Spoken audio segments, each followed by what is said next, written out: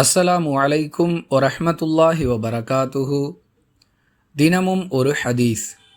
நம்பிக்கை கொண்டு நன்மையை எதிர்பார்த்தவராக ரமலான் மாதத்தில் நின்று வணங்குபவருடைய முந்தைய பாவங்கள் மன்னிக்கப்பட்டு விடுகின்றன என்று ரசூலுல்லாஹி ஸல்லல்லாஹு அலைஹி வஸல்லம் அவர்கள் கூறியதாக அபூ ஹுரைரா ரலியல்லாஹு அன்ஹு அவர்கள் அறிவிக்கிறார்கள்.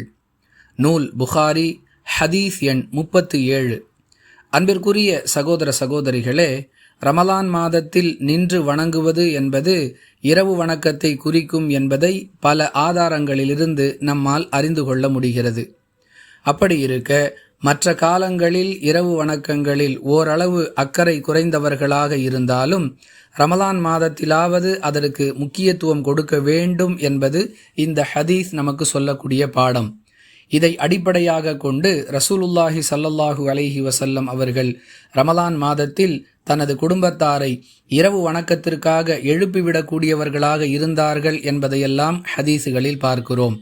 எனவே ரமலான் மாதத்திலாவது இரவு வணக்கத்தை நிறைவேற்றக்கூடிய முயற்சியை முறையாக செய்து அதன் மூலமாக நம்முடைய பாவங்களுக்கான மன்னிப்பை பெற்றுக்கொள்வோம்.